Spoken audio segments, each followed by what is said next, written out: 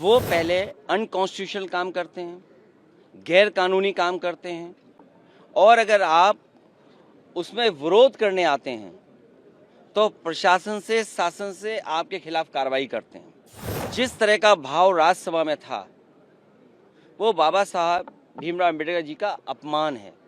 जो परिसर है वो लोकसभा का है, तो स्पीकर साहब के पास हम बैठ करके बहुत सारी चीज़ों को सुलझा सकते थे।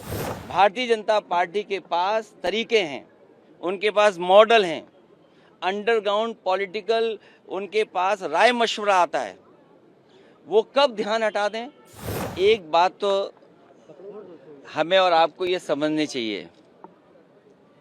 मैं पिछले कई वर्षों से और खासकर उत्तर प्रदेश में देख रहा हूँ, भारतीय जनता पार्टी का एक बहुत सोचा समझा मॉडल है कि वो पहले अनकॉन्स्टिट्यूशनल काम करते हैं, गैर कानूनी काम करते हैं, और अगर आप उसमें विरोध करने आते हैं तो प्रशासन से, शासन से आपके खिलाफ कार्रवाई करते हैं। जिस तरह का भाव राज्यसभा में था वो बाबा साहब भीमराव अम्बेडकर जी का अपमान है। न केवल हम समाजवादियों के बल्कि पूरे देश के शोषित, वंचित, पीड़ित, अपमानित लोग और जो समाज में सबसे पीछे छूट गए थे, उनके लिए आज भी वो पूजनीय हैं। आप किसी भी गांव में चले जाएं पूरे देश में, आज भी बाबा साहब को पूजने का काम गांव के लोग करते हैं। गरीब,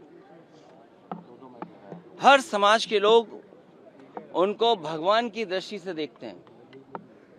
तो इस तरह की भाषा का इस्तेमाल करना न केवल निंदनीय है बल्कि शब्दों को वापस लें और माफी मांगने की जो विपक्ष की बात है उसको मानना चाहिए सरकार को। और सच्चाई तो ये है कि जो व्यक्ति माफी मांग लेता है वो बड़ा होता है। माफी मांगने वाला व्यक्ति हमेशा बड़ा होता है। ये जो कलयुग आया हुआ है, हालांकि वो मैं नहीं कह सकता हूं कहां से शुरुआत हुई थी, लेकिन भगवान श्री राम ने के अलावा जो हमारे भगवान हैं, भगवान श्री कृष्ण ने जब अपने प्राण छोड़े तब कलयुग शुरू हुआ। आखिरी शब्द भी यही थे जब उनको तीर लगा कि डेस्टिनी थी, ये माफ कहना चाहिए, भूल जाना चाहिए इस चीज को। तो कम से कम सरकार को जिनकी भाषा से, व्यवहार से पूरे देश का सेंटिमेंट बाबा साहब भीमराव अम्बेडकर जी के लिए जो अपमान की तरह भाषा इस्तेमाल हुई, उस पर माफी मांगनी चाहिए और शब्द वापस अपने लेने चाहिए।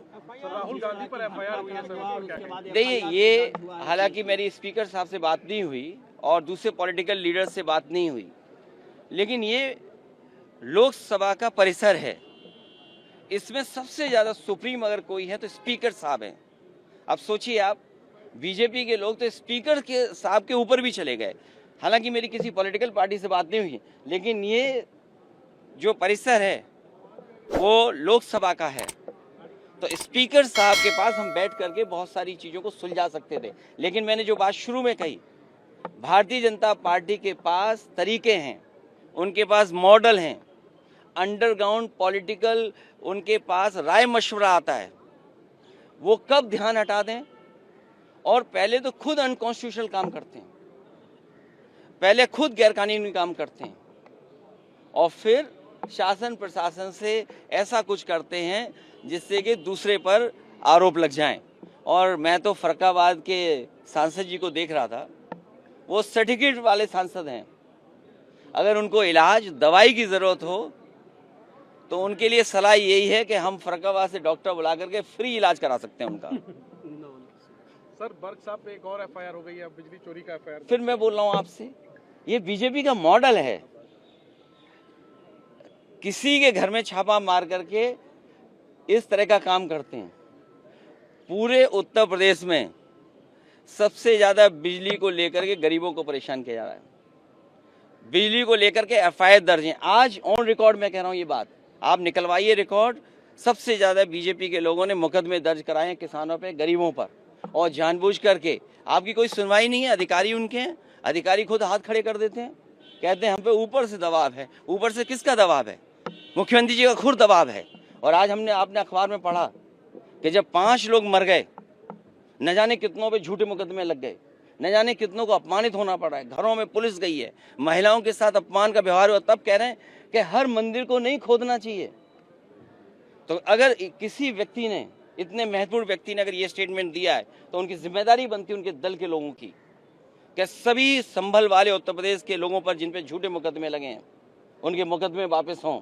हालांकि जान वापस नहीं कर सकते, कोई धरती पर ऐसा नहीं जो जान वापस कर दे, लेकिन कम से कम उन परिवारों की सरकारी मदद करे जिस तरीके से मुआवजा वो और दूसरे लोगों को देते हैं।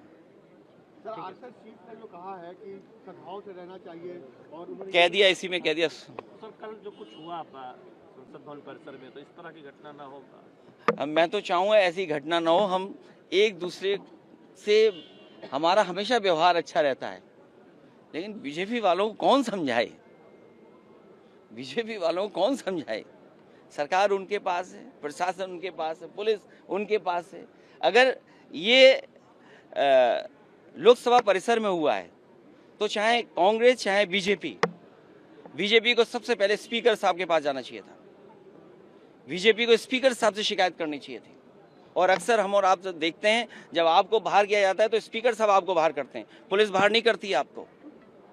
तो ये शिकायत अगर बीजेपी के लोगों को करना था तो स्पीकर साहब से शिकायत करते, स्पीकर साहब सभी लीडर्स को बुला लेते, हम लोग बात कर लेते।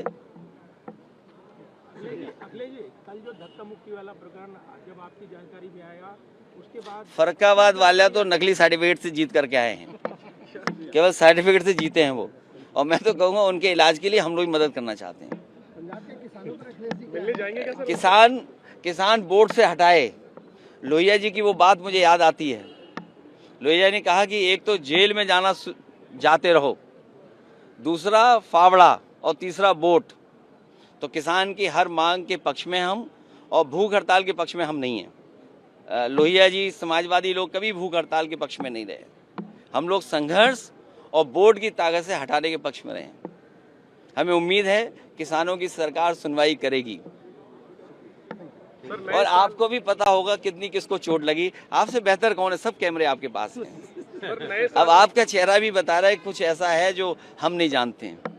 सर, नए साल में इंडिया अलायंस में कोई नई शुरुआत होनी चाहिए क्या? ममता बनर्जी को लीडरशिप देने की बात क्यों कही जा रही है। आप उलझाओ मत, अभी मुद्दा है लोकसभा का। और सच्चाई तो ये है कि जितनी इंस्टीट्यूशन बेहतर होगी, जितना हम और आप सब लोग इंस्टीट्यूशन को स्ट्रेंथन करेंगे, उतना ही नई जनरेशन को इस सिस्टम का, इस ऑर्गेनाइजेशन का फायदा पहुंचेगा। हमसे जुड़े रहने के लिए हमारे YouTube चैनल को सब्सक्राइब करें और नई वीडियो की नोटिफिकेशन के लिए बेल आइकॉन को दबाएं। अगर आप ये वीडियो Facebook पर देख रहे हैं तो लाइक जरूर करें और ज्यादा से ज्यादा शेयर करें। धन्यवाद।